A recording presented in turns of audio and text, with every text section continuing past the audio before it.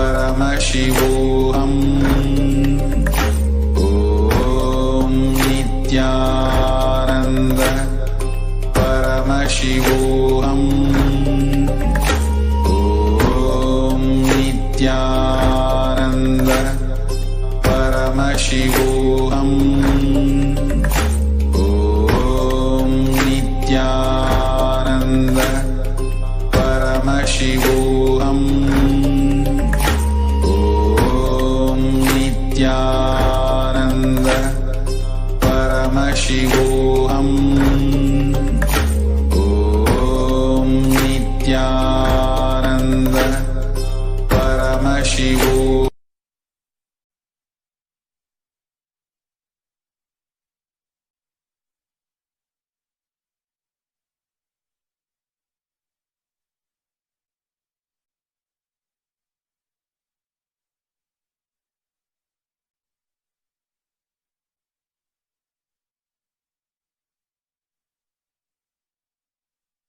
Connecting with the divine with your eyes closed is meditation. Connecting with the divine with your eyes open is darshan. Come, let us all now move from meditation to darshan.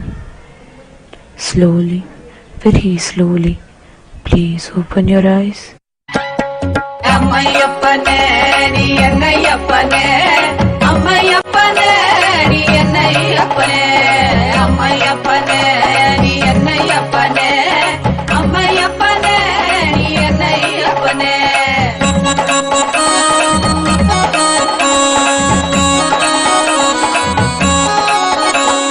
மக்களுக்காக மறுபடியும் நீ அவதரித்தானே, மக்களுக்காக மறுபடியும் நீ அவதரித்தானே. அம்மையப்பனே நீ என்னையப்பன், அம்மையப்பனே நீ என்னையப்பனே, அம்மையப்பனே நீ என்னையப்பனே, அம்மையப்பனே நீ என்னையப்பனே.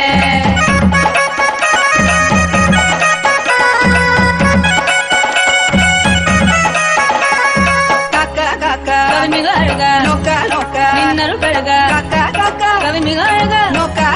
நின்னரு பெருக ஏதும் பிற இருந்தால் கருணை நீ செய்யும் எந்தாயே, ஏதும் பிற இருந்தால் கருணை நீ செய்யும் எந்தாயே, அப்பனே செய்யும் எந்தாயே.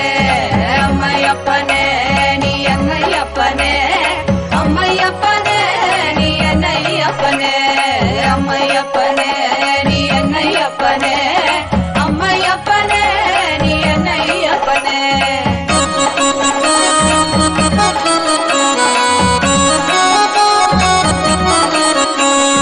மக்களுக்காக மறுபடியும் நீ அவதரித்தானே, மக்களுக்காக மறுபடியும் நீ அவதரித்தானே. என்னை அம்மையப்பனே, அம்மையப்பனே நீ என்னையப்பனே, அம்மையப்பனே நீ என்னையப்பனே, அம்மையப்பனே நீ என்னையப்பனே, அம்மையப்பனே நீ என்னையப்பனே, அம்மையப்பனே நீ என்னையப்பனே, அம்மையப்பனே நீ என்னையப்பனே, நீ என்னையப்பனே, அம்மையப்பனே நீ என்னையப்பனே.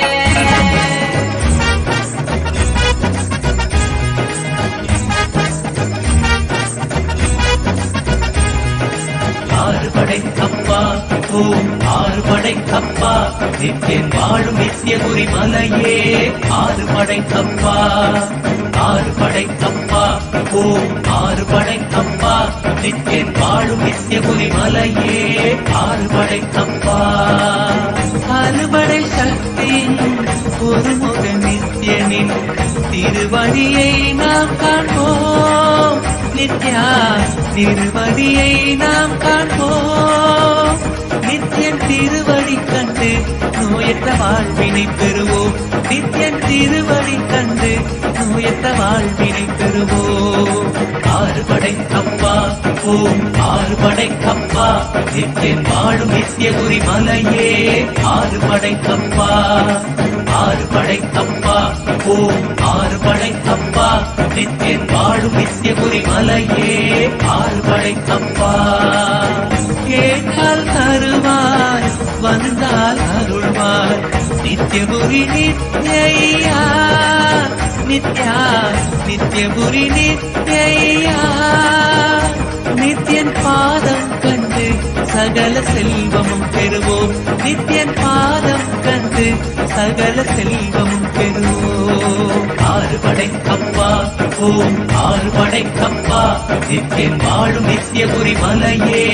ஆறுபடை கப்பா, ஆறுபடை கப்பா ஓம் ஆறுபடை கப்பா, நித்யன் வாழும் நித்யபுரி மலையே. ஆறுபடை கப்பா.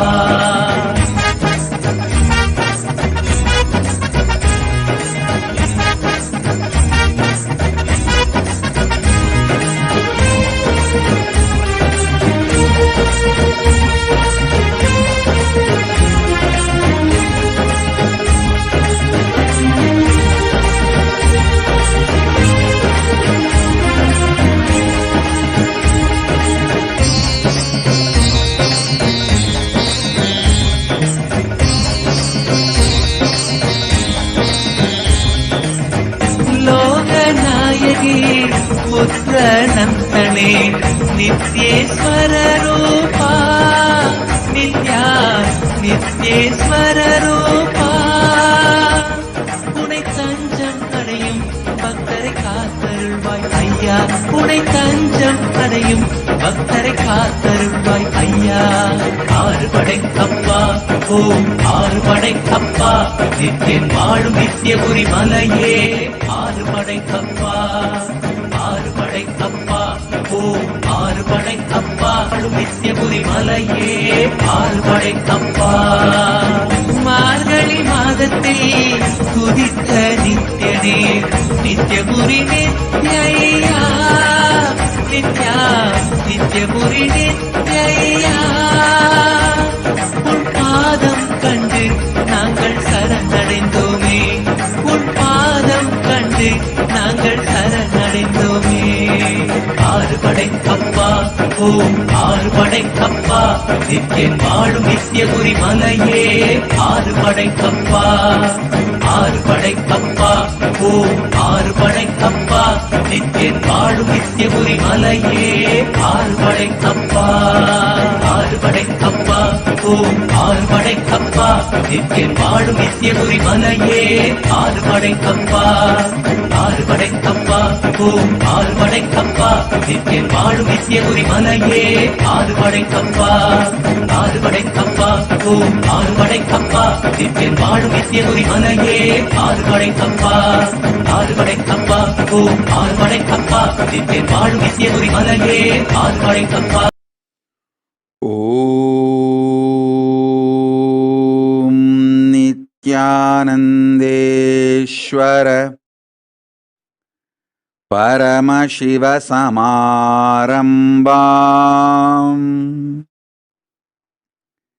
நித்யானந்தேஸ்வரி பரமசக்தி மத்யமாம் அஸ்மதாச்சார்ய பர்யந்தாம் வந்தே குரு பரம்பராம்.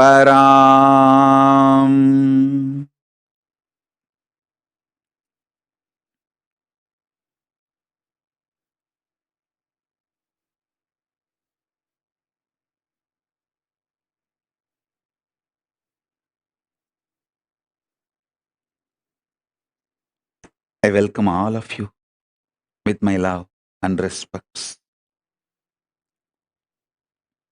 I welcome all the living and practicing Hindus all over the world.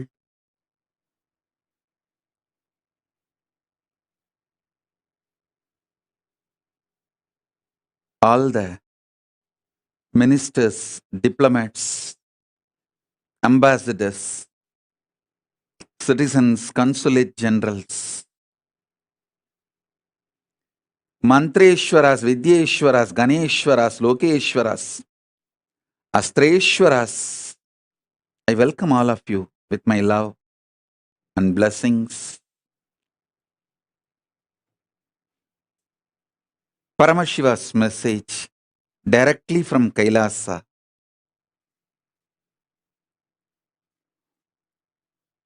Fourth force,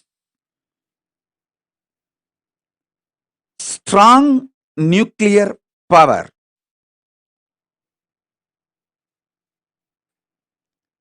is the extension and inclusive of gravity, electromagnetic force, weak nuclear force, all its permutation combinations. Listen. The fourth force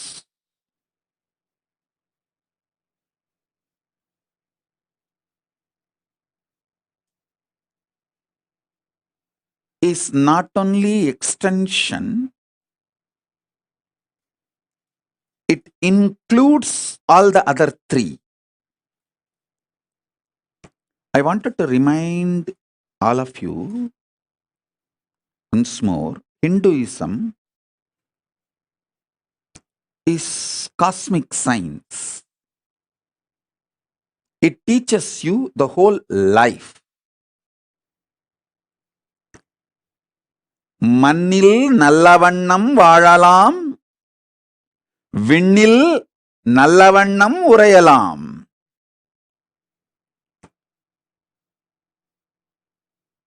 மண்ணில் வாழும் அறிவியலும் விண்ணை ஆளும் அறிவியலும்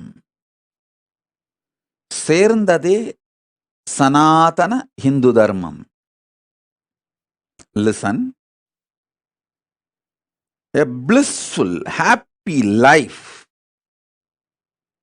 with all the auspiciousness in this plane and the most auspicious, beautiful, powerful life in the higher planes. Hinduism teaches you the science of this. It's a cosmic science. Feel pride and feel blessed. You are born Hindu and are practicing Hindu. You have been given this powerful knowledge. You are the inheritors of this great powerful knowledge. One of the worst crime done to humanity is teaching humanity that you have only one life. No. Listen to this carefully. Listen to this carefully.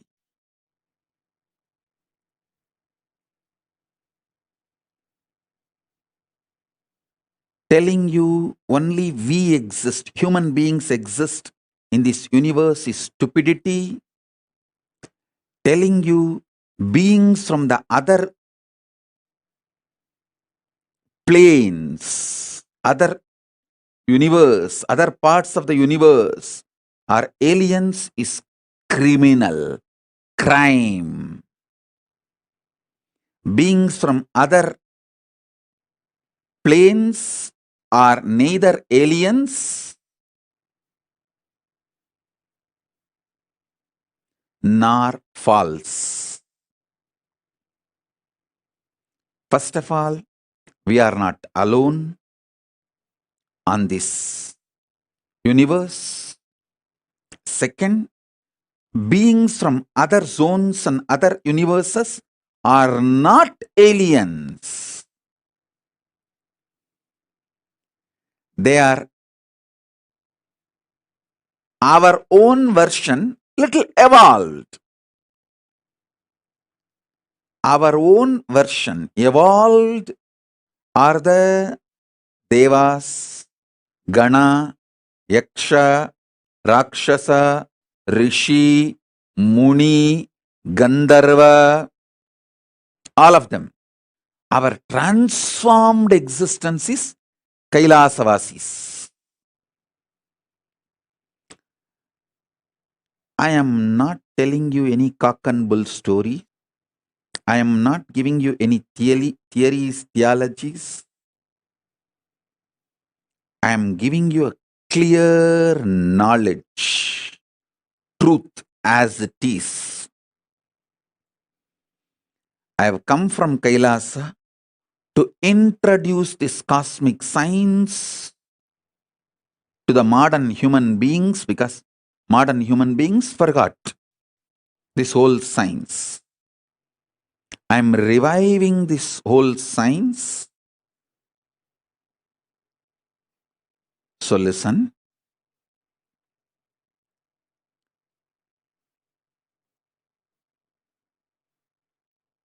Last few satsangs I was talking about these four forces. Today I wanted to talk about fourth force and giving more understanding about the third force also.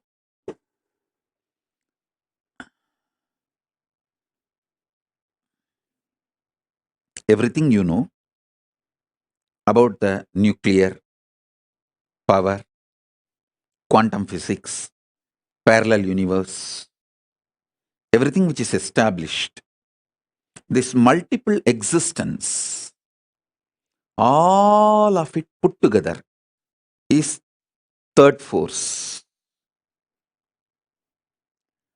Third force's imaginary fantasy extension. If you do a scientific fiction movie, sci-fi movie, based on all your understandings about the third force, it is fourth force. Listen. Till now, human beings have not decoded the fourth force in a concrete way, but the fourth force is all possibility of third force. Because it is all possibility of the third force, any science fiction movie you develop based on anything you know is a reality in the fourth force. Listen to that. I'm repeating.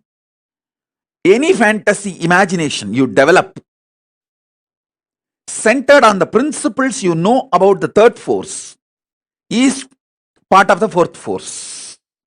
Because the fourth force is everything you can imagine as an extension, transformation, multiplication of the third force and more.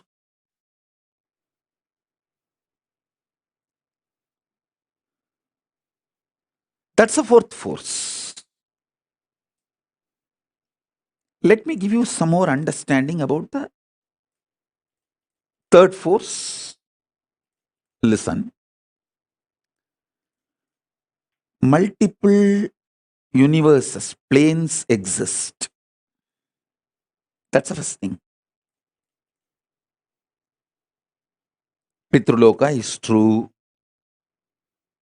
When you leave the physical body, you carry your Karana Sarira, the causal body, your deep-rooted patterns, and reach the Pitruloka and live. I am not lying to you when I say, if your generation Pinda only, you will be happy and have a social respect in the Pitruloka. I am not strategic or cunning or lying when I utter this word. I am truth. It's not that I wanted the Hinduism to spread and kept alive, so I am telling you this story. If Hinduism is not kept alive, planet Earth will not be there. Get lost. I have nothing to lose. I already renounced the planet Earth. I am in Kailasa. If you guys want the planet Earth, save it.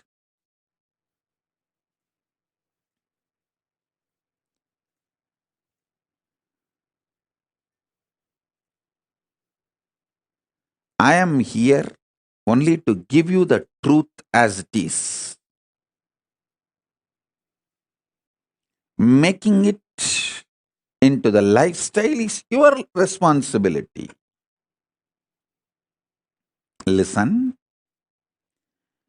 especially the people who are already successful, having basic needs of your life fulfilled, like you already have a spouse, kids, car, house, basic needs.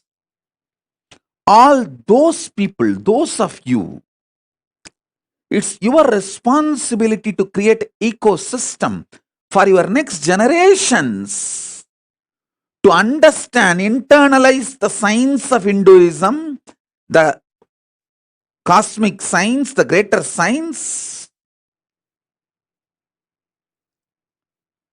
and keep it alive. I was so happy when I educated myself about this ISKCON's temple they are building in Mayapur. The temple of Vedic planetarium, where they are describing the Vaishnavite Srimad Bhagavatam description of the multi-universes, the multiple universes, the different lokas.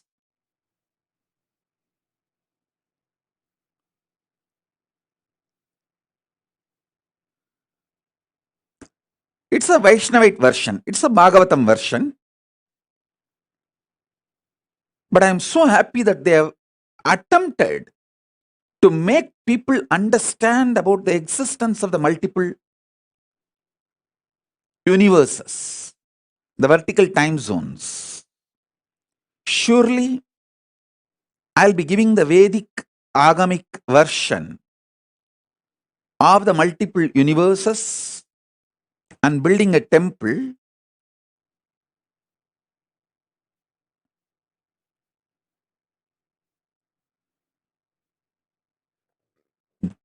to showcase to all of you and show you experientially how each initiation and power manifestation you can experience those vertical time zones like Devaloka, Pitruloka, Tapoloka, Satyaloka, the lokas of Yakshas, Kuberaloka, Indraloka, Chandraloka, Suryaloka, the different planets and planes. So understand this truth. When I say Pitruloka exists,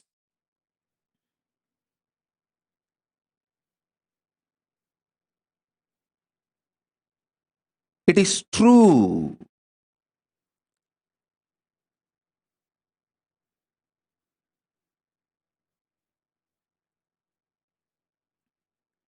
You are not accidental.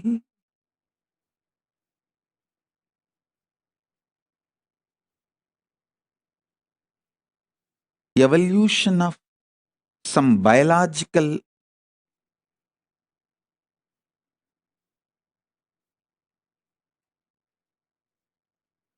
permutation, combination, good or bad, right or wrong. No. You are a conscious manifestation to celebrate, live your existence on this plane and in higher planes, vertical time zones.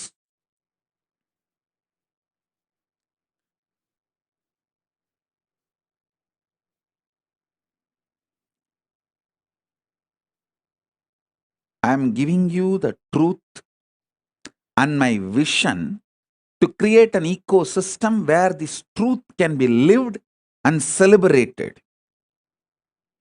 This is my sincere effort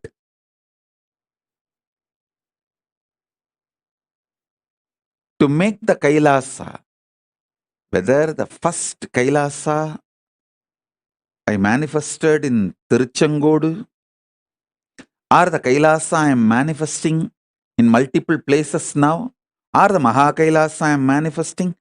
This is the vision. Vision is where human beings are given a very powerful supportive ecosystem where they are complete about everything related to this world: health, wealth, beautiful relationships, success, feeling empowered, enlightened, and know about the vertical time zone, multiple universes, and start experiencing it, preparing themselves to live in those spaces after they leave the body. Because life doesn't end when your body stops functioning. No.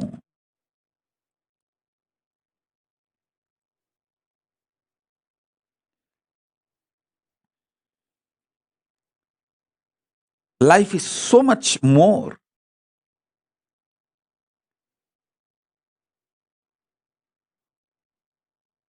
Than you can even imagine, understand.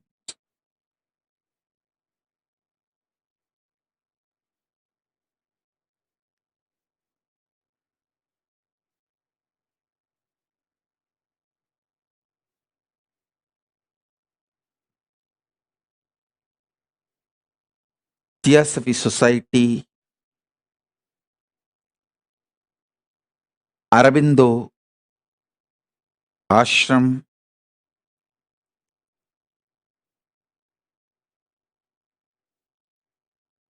Paramahamsa Yogananda, Osho, Maharshi Mahesh Yogi, ISKCON,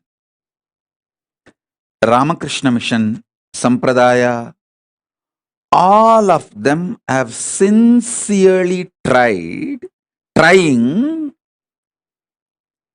to make the same vision in their own version.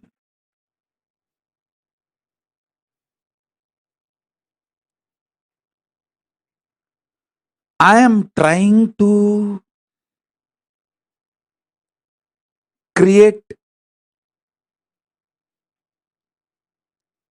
most updated, because now I know all the insecurities of these human beings, why something is successful and why something fails. Above all, time is in my favor. Age is in my favor. I am too young. I am only in early 40s.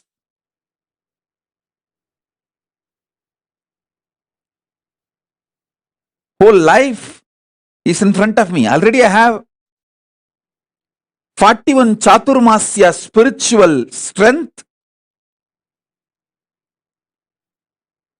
27 years spiritual socio experiences,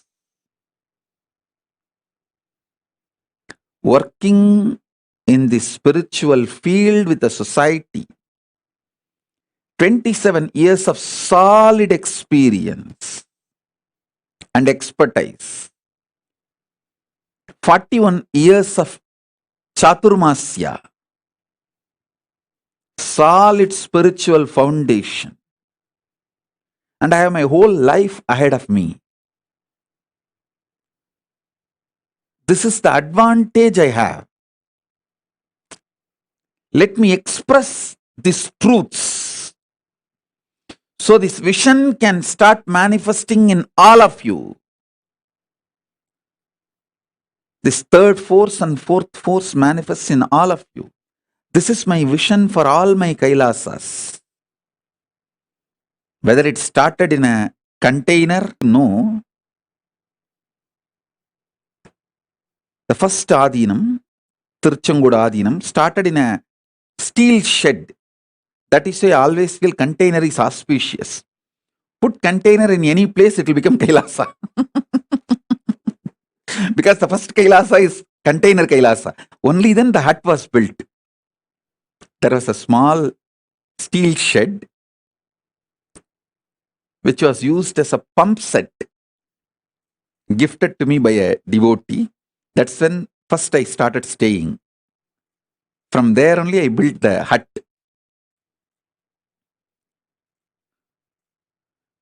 So that is why even now, anywhere people give me, donate property, I tell them first put a container, plant a container, start container Kailasa. From there it will evolve. From container Kailasa to uncontainable Kailasa. The vision is same. Where we provide an ecosystem for human beings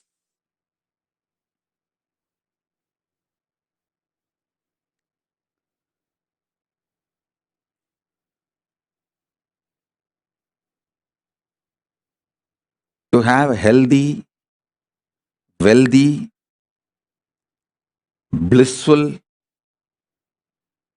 complete life in this plane and enlightened, awakened life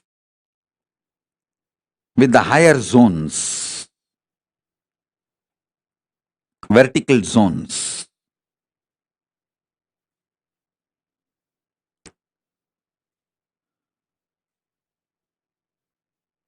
Still, many of my vision is not yet unfolded into reality, but I have spelled out my vision very clearly.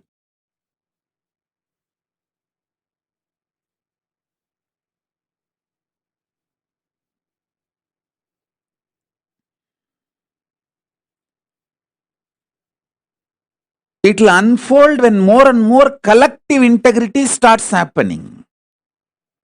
For example, I wanted to evolve the Sambhavana system. The Grihasthas can make wealth for their personal life and expenses. Working for Hinduism, for Kailasa, like a win-win. You strengthen the Kailasa and you also get personal income. This was the vision I revealed maybe 2005 or 6 with a project called Anand Samaj. Is a kind of a communities evolving everywhere.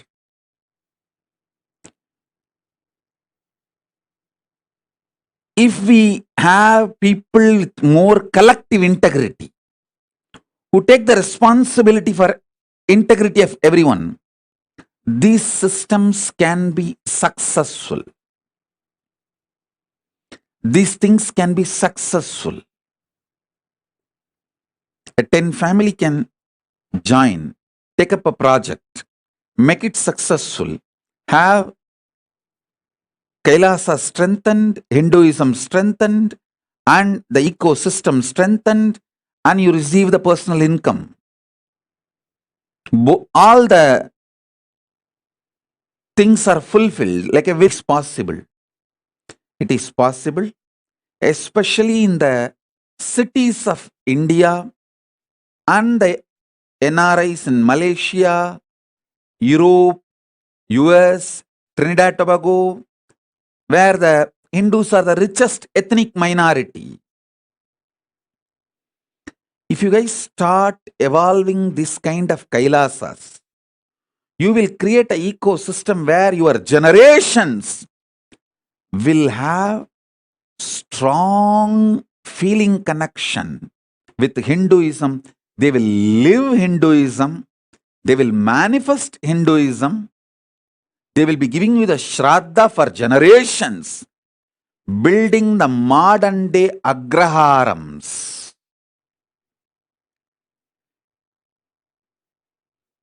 Temple-centric communities, Kovil Perungudigal.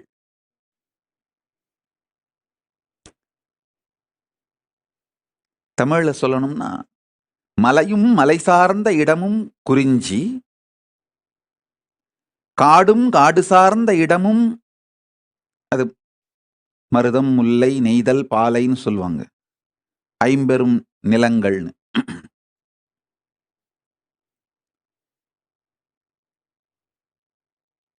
காடும் காடு சார்ந்த இடமும், வயலும் வயல் சார்ந்த இடமும்,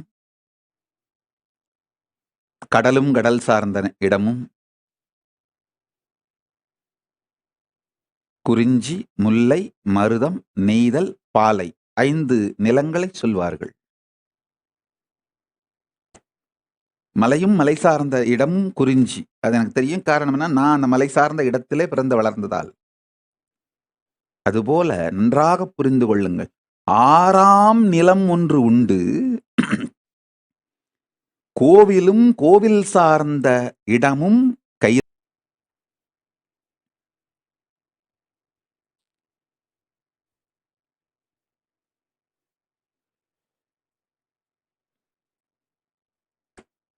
Listen.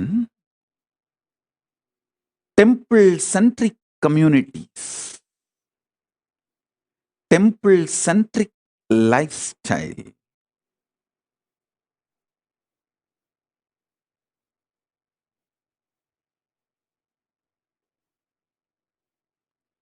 it's all just in each city few families need to have that collective integrity. It cannot be done through autocracy or democracy. Autocracy, democracy, all crazy. All just crazy. Democracy means the mass is cheated, that they are empowered by few autocratic individuals. Autocracy means people know openly they are being ruled and at least hold the rulers responsible historically. So this autocracy, democracy, all crazy. Neither autocracy nor democracy is going to work for the future. It's collective integrity, responsibilism only is going to work for the future. That's why the Kailasa, I am evolving a kind of a new responsible democracy. How I am evolving, all the temple volunteers will vote any issue related to running the temple. All the donors will vote any issue related to money. All the administrators only will vote any issues related to administrative policies. A temple volunteer, if he is volunteering for administration also, he will have 2 votes. He will have a vote in the temple related and administration related because he is involved in administration. If he is an SJP donor, he will have the voting, one more vote to involve and vote about the economic affairs. So the votes are given based on the responsibility, responsibilism. Responsible democracy evolves collective integrity. That's the way I'm evolving now. I'm actually sitting and penning down the whole principles, how the Kailasa should be run, the guidelines. I'm making it into a responsible democracy. If you are a temple volunteer, you spend certain number of hours maintaining temple, you have the right to vote everything related to temple affairs. If you are a donor, SJP Yajaman, you get 1 vote related to all the economic affairs. If you are a SJP Karta, 5 votes, all related to economic affairs. If you are volunteering in administration, you get vote in all affairs of administration. If you are volunteering in garden, housekeeping, you get the right to vote in all the affairs of the gardening, housekeeping. Responsible democracy.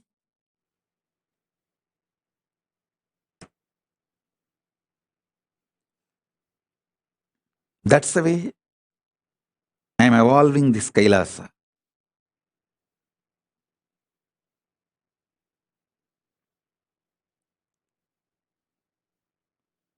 These digital ecosystems and the spiritual ecosystems I am evolving all over the world.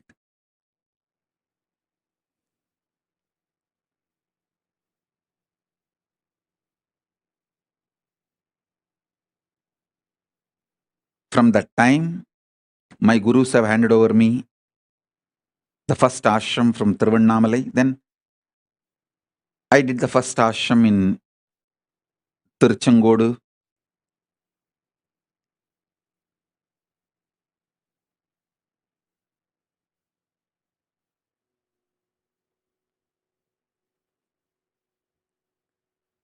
My vision for Kailasa is clear.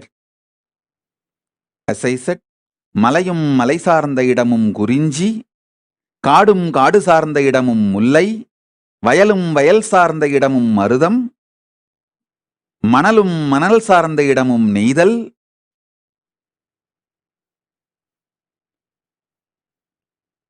I think மணலும் மணல் சார்ந்த இடமும் பாலை, கடலும் கடல் சார்ந்த இடமும் நெய்தல். Then கோவிலும் கோவில் சார்ந்த இடமும் Kailasam.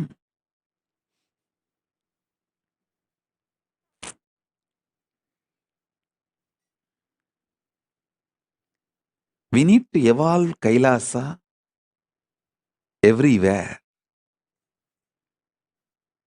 I am seeing some of the successful Kailasas. Banu Patel has done a best Kailasa in Oklahoma. Because naturally she has a beautiful collective integrity team built for her business. See, the business network she built is all from the family, and they all have already built a collective integrity. That is why that the Kailasa Oklahoma is such big success. The best kept deities, most beautiful rituals, they all gather, sing, dance, happily, inspire, live Hinduism, do Garba dance, Bhagavad Gita, Guru Puja, Shiva Puja, spirituality, meditation, yoga, whatever they can. I tell you, they already formed a ecosystem where their generations will learn more and more about Hinduism and live, practice.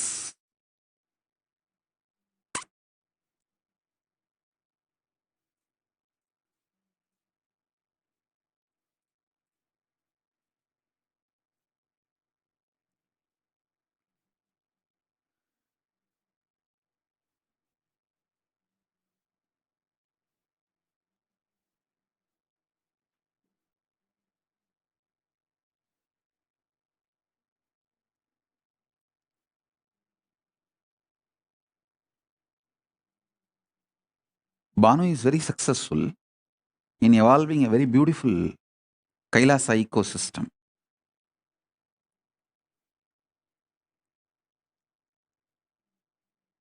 Maybe little more enlightenment, education, knowledge, all that will happen in course of time. But the ecosystem is successful. I feel everywhere, every city in US, Europe,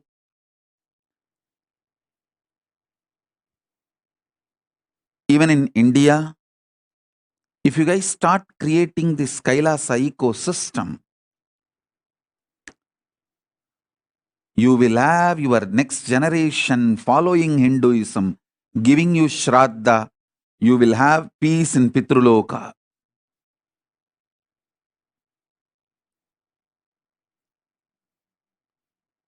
The Kailasa will evolve beautifully on the planet Earth. திரும்ப சொல்றேன், மலையும் மலை சார்ந்த இடமும் குறிஞ்சி, காடும் காடு சார்ந்த இடமும் முல்லை, வயலும் வயல் சார்ந்த இடமும் மருதம், கடலும் கடல் சார்ந்த இடமும் நெய்தல், மணலும் மணல் சார்ந்த இடமும் பாலை. ஏன் மெமரிலேயே கரெக்டா இருந்து, இவனுங்க ரெஃபரன்ஸ் கொடுக்குறேன்னு சொல்லி துண்டு சீட்டு கொடுத்து என்ன குழப்பிட்டானுங்க. எப்பவுமே நம்ம மண்டையை நம்புறது தான் பெஸ்ட். துண்டு சீட்டை நம்பினோம்னா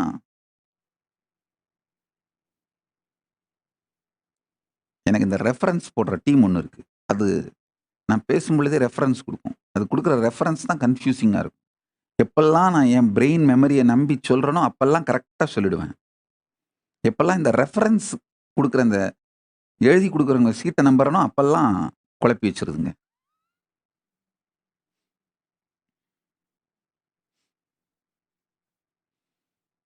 மலையும் மலை சார்ந்த இடமும் குறிஞ்சி, காடும் காடு சார்ந்த இடமும் முல்லை, வயலும் வயல் சார்ந்த இடமும் மருதம், கடலும் கடல் சார்ந்த இடமும் நெய்தல், மணலும் மணல் சார்ந்த இடமும் பாலை, கோவிலும் கோவில் சார்ந்த இடமும் Kailasam.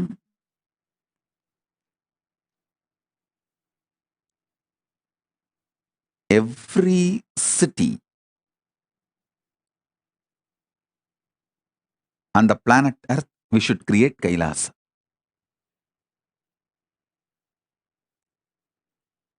Every city we should create Kailasa.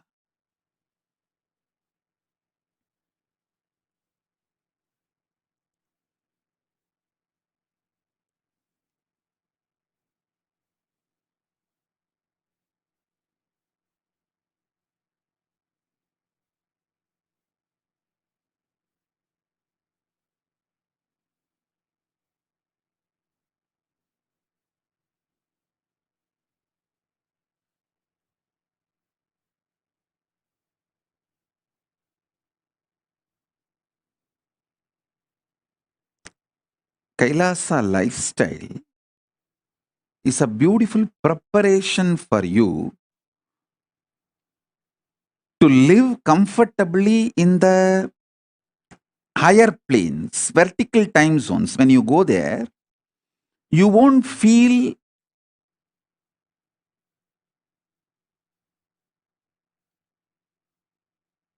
cultural shock. You will not feel cultural shock when you go to the higher planes if you learn the Kailasa lifestyle here on the planet Earth.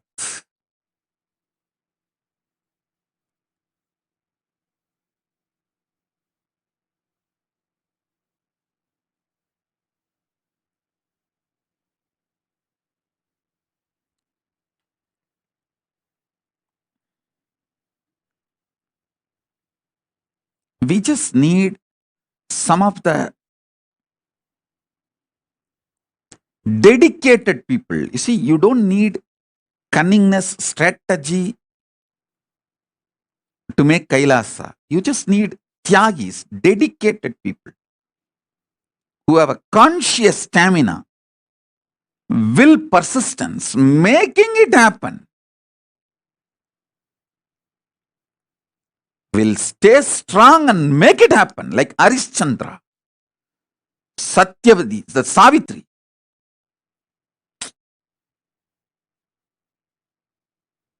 Whatever. Will, persistence. Nachiketa, will persistence.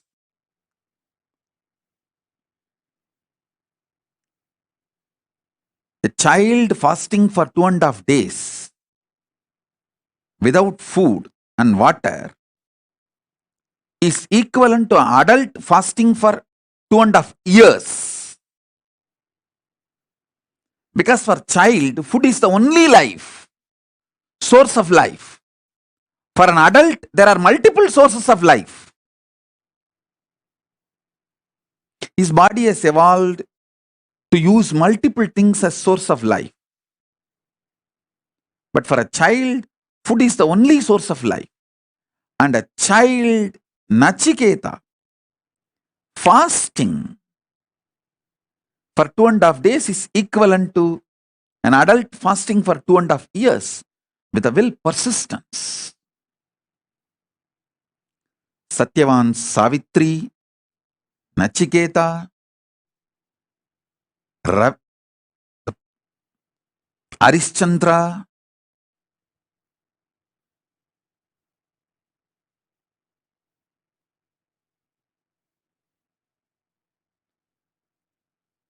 what a will persistence.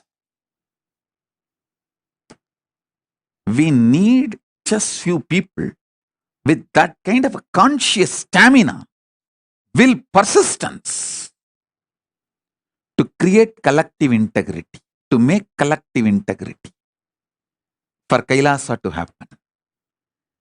They become the foundation of Kailasa's evolution. Not any efficient, cunning, strategic, no. Dedicated, Tyagis.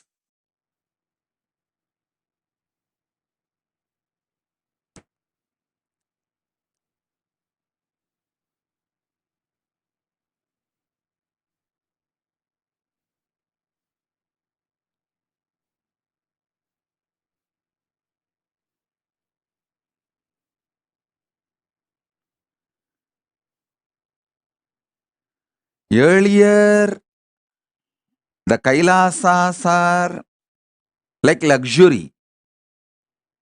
But now, it is survival need.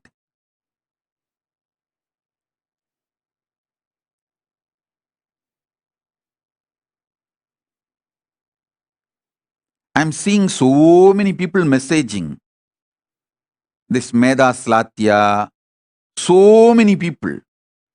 Oh, I want Kailasa in Kashmir, I want Kailasa in Guwahati. All you guys,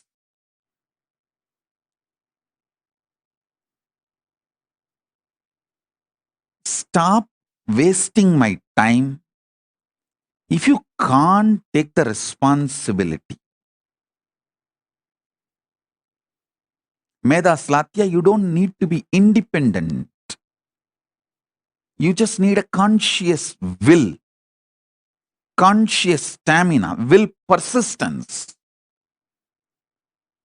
Go to Adi Kailasa, get trained, renounce your luxurious, hypocritical, criminally negligent lifestyle. Because your ancestors did not do the Tyaga, Kashmiri Pandits are suffering and Hindus lost Kashmir. Don't continue to be criminally negligent. Decide to dedicate and stop your stupid ideas about life. Go to Adi Kailasa and have the basic training. Then carry that ecosystem to Jammu and Kashmir and start manifesting, reviving. Do what need to be done. Nobody is interested in your crybaby stories. Nobody is interested in your criminal negligent lifestyle. Or just disappear from my eyes. Go and live as you want. Don't waste my time and get the karma of Guru Aparada. Wasting Guru's time.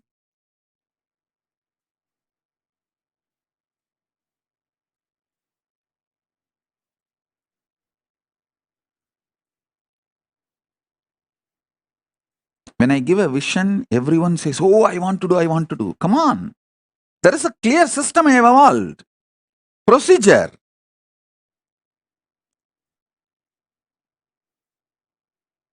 There are ecosystems which is functioning. It's not that those ecosystems are perfect, but it is budding. Go there, see what all can be done. Right, wrong, good, bad. In that, learn the conscious stamina, will, persistence. Then take that to the different places we have. You don't even need to take the risk of buying new properties. We have multiple properties all over the world. You can go and start planting in any of our properties without any risk. Once you are successful in Adi Kailasa, in our properties, then go and do it in your city. There is a clear system and successful in multiple places.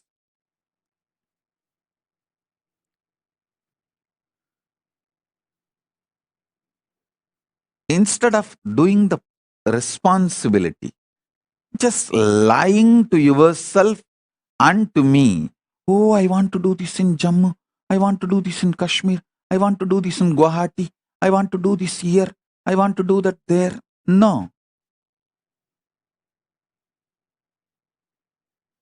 To do it. If not, be criminal, negligent, Hindu, rot.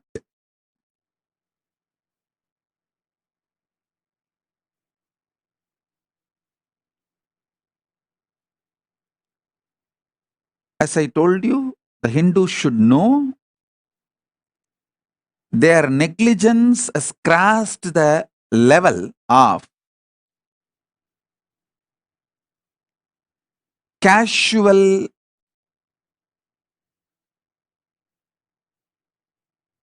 unattending or just blinded by the consumeristic lifestyle. All that level is over. Now it has gone to criminal negligent level.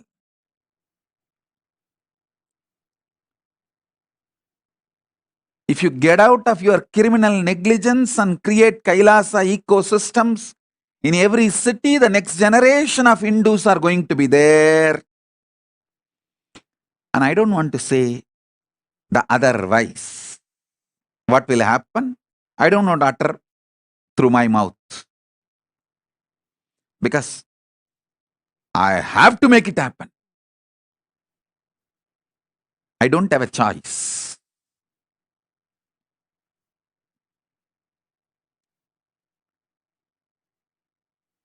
If you join along with me, I'll do it with you. If you don't, I'll do it in spite of you. But I'll do it. I'll make it happen.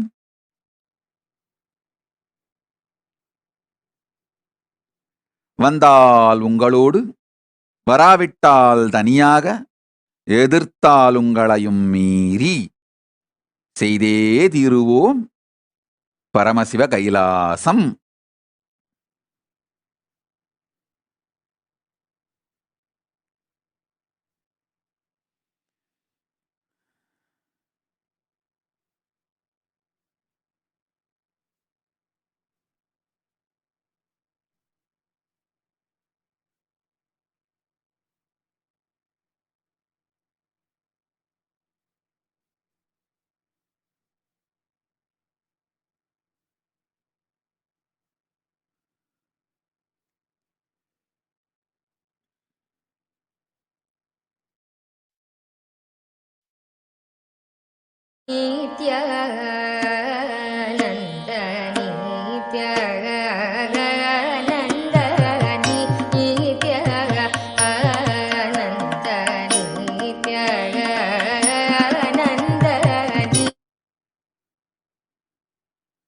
Listen,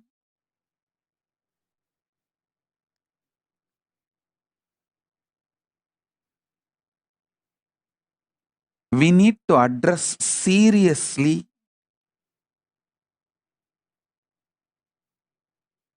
these few issues in the Kailasa ecosystem. One, the most important, the ecosystem should be self-sustaining. Second, a separate male sannyasa order, female sannyasa order, grihastha order. All these three separate. Third, system where the grihasthas can make personal income. Some method of sambhavana where they make enough personal income for their personal expenses. Either a common project, a for-profit project is made successful. Running a restaurant or running a hotel, motel, or running even enriching and causing very professionally.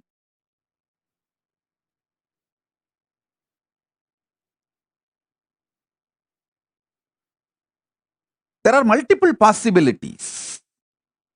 Hinduism has some of the most beautiful, sure shot, result-based products. Yoga, life solutions. You can share all these. And wherever Paramashiva allows, you can make money. The money can be made. Where he does not allow money to be made, we can't. Following the economic policies of Paramashiva, we can make a beautiful ecosystem for grihasthas to make personal income. This is the third point to be addressed.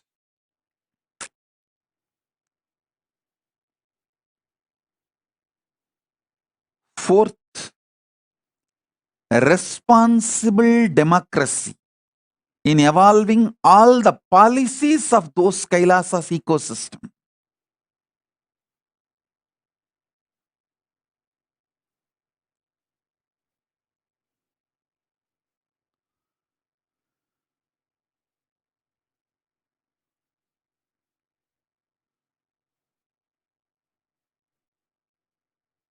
If these simple four fundamentals are maintained, not only Kailasa will flourish, you will have an amazing ecosystem for it to continue forever. So the sannyasis will have Maheshwara Puja by the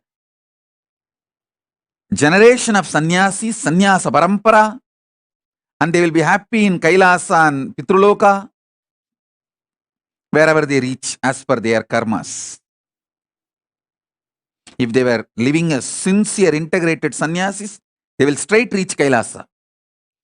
If they had messed up, then they will reach only Pitruloka. If they are completely messed up, then Brahmarakshas. That is up to them.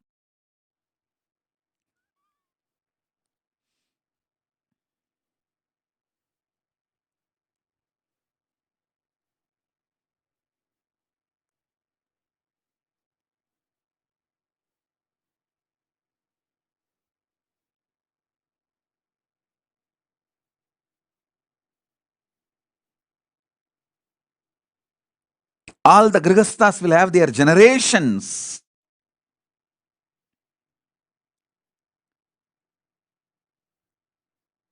Beautifully living Hinduism and giving Shraddha to you for generations. So you will be happy in Pitruloka or Kailasa, wherever you reach.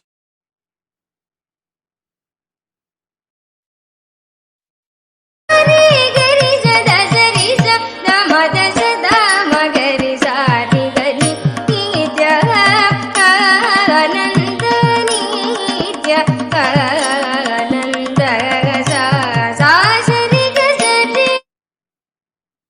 These are the foundation, fundamental, practical truths.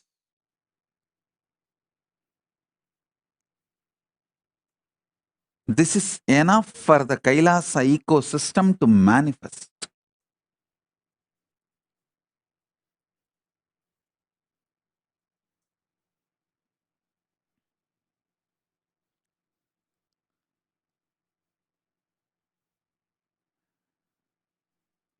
Living in the Kailasa ecosystem will make you manifest the third force, because continuously you will be getting the powerful clicks.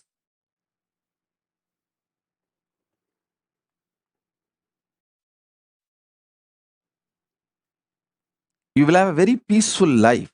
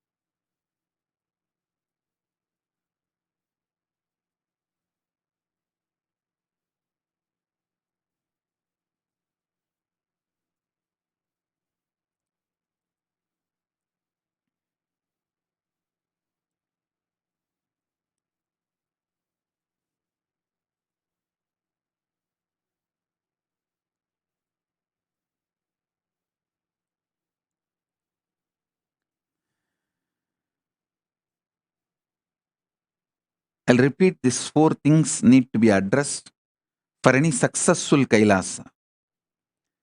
Separate place for male sannyasa order and female sannyasa order, which will include their own temple, their own gurukuls for that gender. Male sannyasa order will have the male sannyas gurukul and the temple run by them. Female sannyasa order will have female temple run by them, Goshala for themselves and library for themselves. Two separate ecosystem, and the Grihasthas separate. Grihasthas will have their own library and their own temple, their own Goshala or any other projects. All three separate campus so that each one's ecosystem is not disturbed by the other's ecosystem. Only then all three will be successful. If not, all three will go through idiotic comparisons, land into criminally destructive mental setup. Grihasthas feeling jealousy about the sannyasis and sannyasis feeling, sannyasis comparing themselves to Grihasthas is extreme stupid.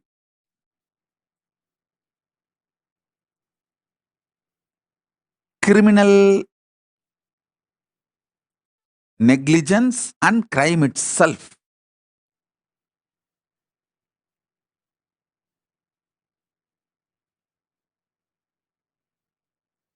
So all the three separate campus. That's the first thing to be taken care. Second, most important,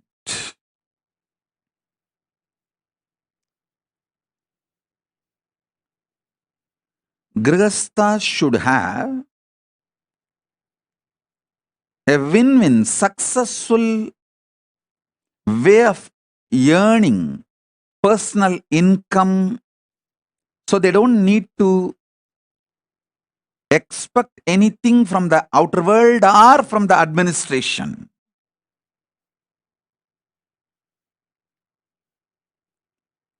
They have their own independence and what they call as security for their future and all that. So they are economically not dependent on anybody else. There are tons of systems, business opportunities can come up. Third, responsible democracy with collective integrity.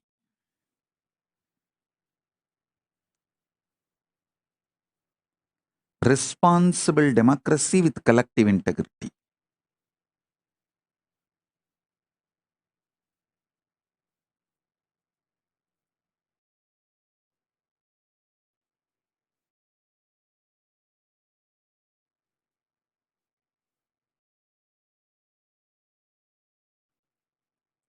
Fourth, continuous intense inspiration.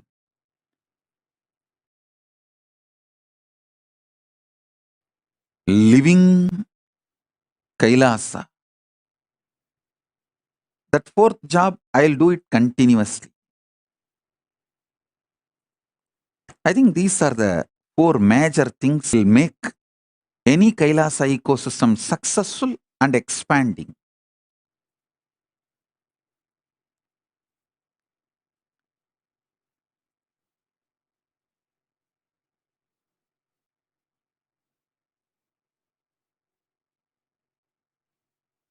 Based on these principles, you can create in each city on your own. It is not necessary.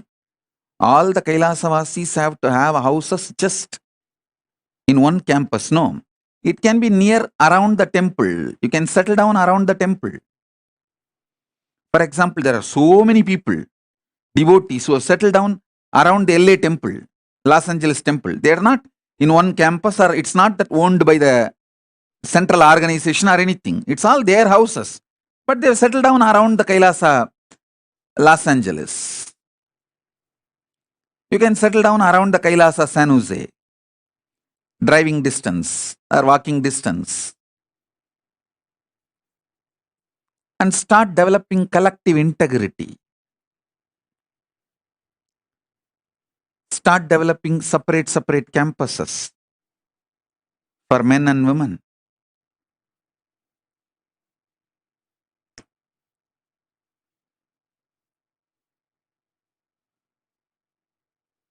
The responsible democracy with voting rights and collective integrity.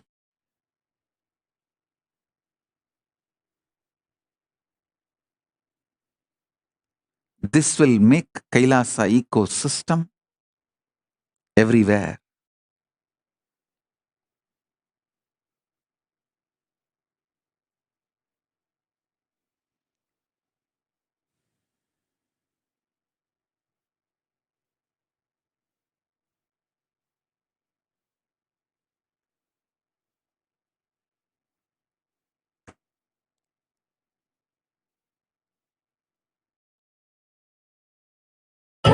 Nithyanandam, Om Nithyanandaya, Nithyanandam, Nithyanandam, Om Nithyanandaya, Nithyanandam, Nithyanandam, Om Nithyanandaya, Nithyanandam, Nithyanandam, Om Nithyanandaya, Nithyanandam, Nithyanandam, Om Nithyanandaya, Nithyanandam, Nithyanandam, Om Nithyanandaya, Nithyanandam, Om Nithyanandaya, Nithyanandam, Nithyanandam, Om Nithyanandaya, Nithyanandam.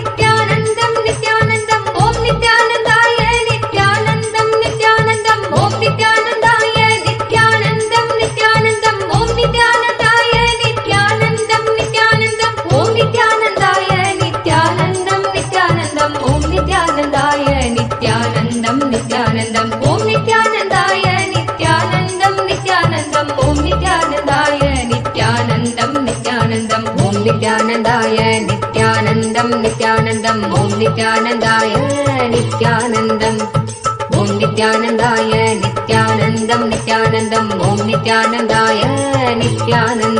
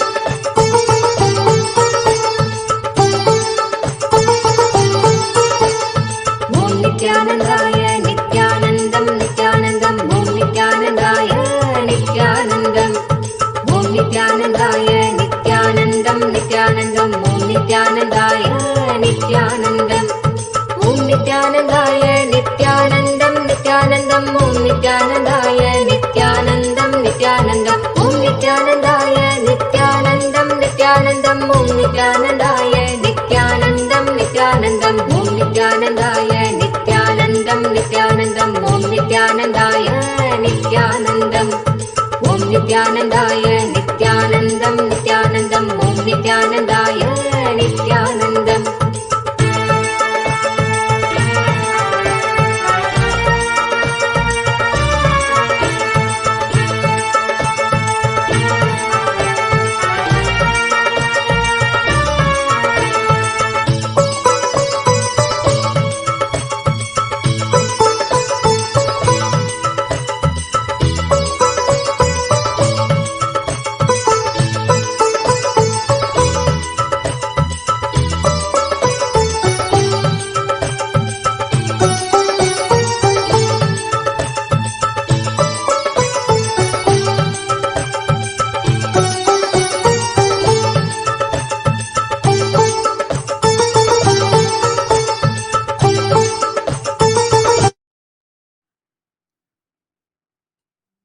So, let me repeat the 4 points I was giving as my vision.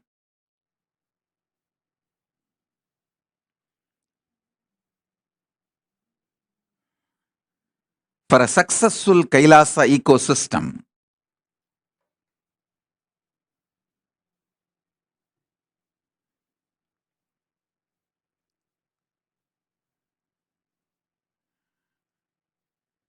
with a clear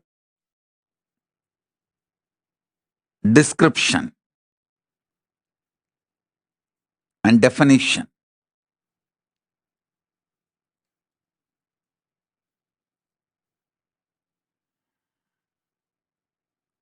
first point, all the 3 orders to have a separate campus, like male sannyasa order, female sannyasa order, grihastha order, all 3 self-sustaining.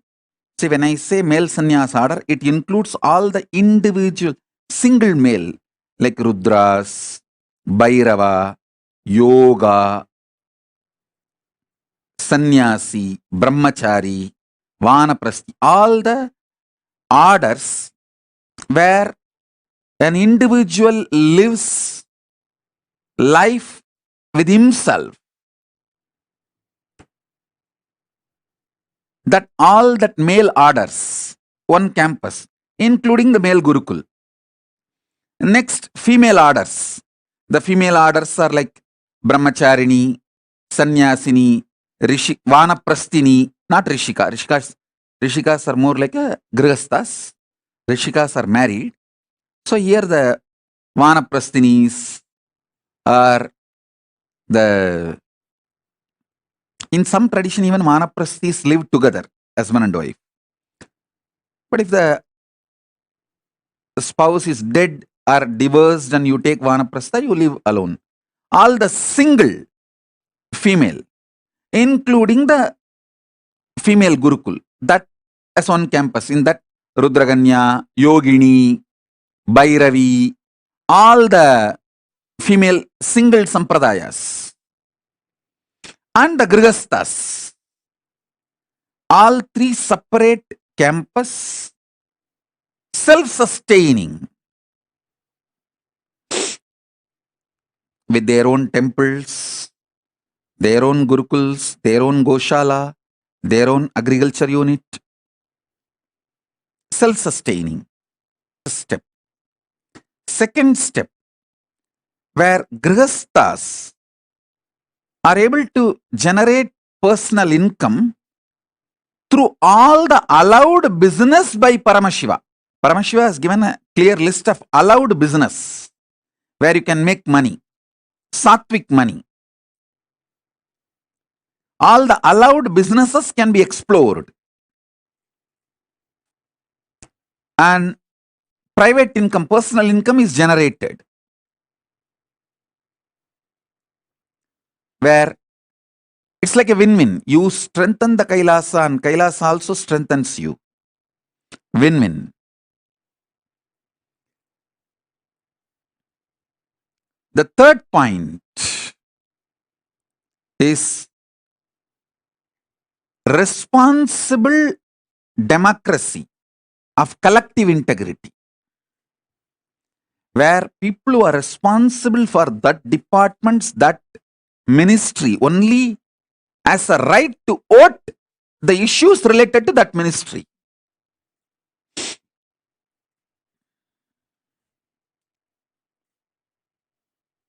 So all the mess-ups of the democracy is eliminated.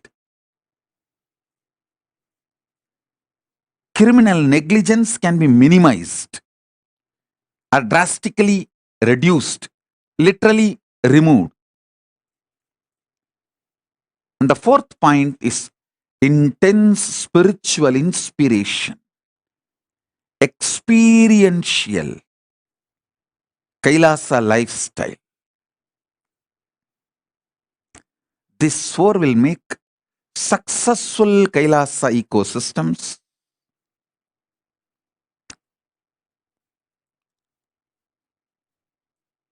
all over the world. We should think and work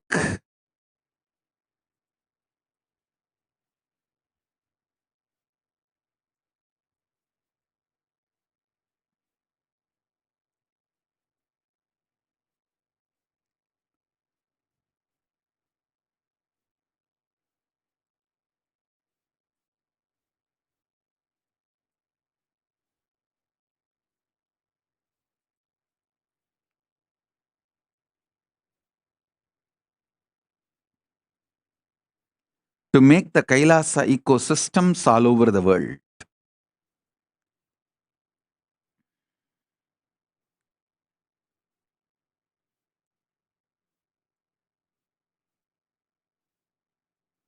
So all of you contemplate on this.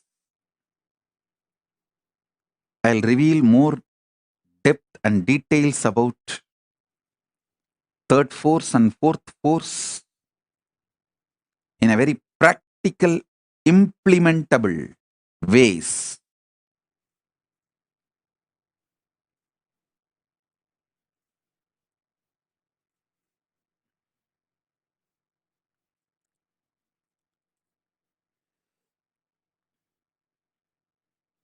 So with this,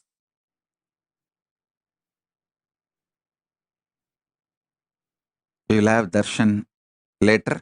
I'll announce the time of the Paramashiva darshan. Now it's already late for all of you to go to bed. It's 11:36. So with this, I bless you all.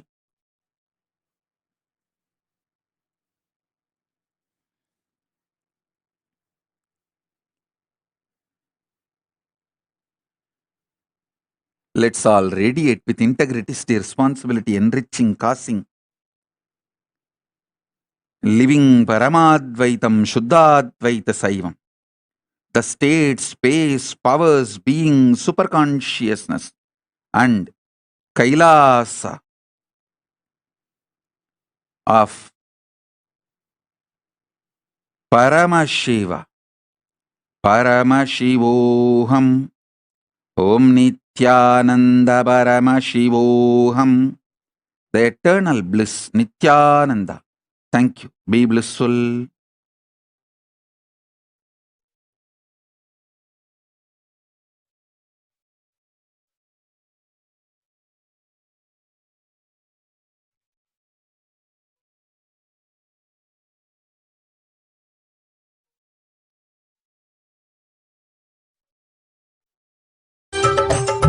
Nithyanandam Om Nithyanandaya Nithyanandam Om Nithyanandaya Nithyanandam Nithyanandam Om Nithyanandaya Nithyanandam Om Nithyanandaya Nithyanandam Nithyanandam Om Nithyanandaya Nithyanandam Nithyanandam Om Nithyanandaya Nithyanandam Nithyanandam Om Nithyanandaya Nithyanandam Nithyanandam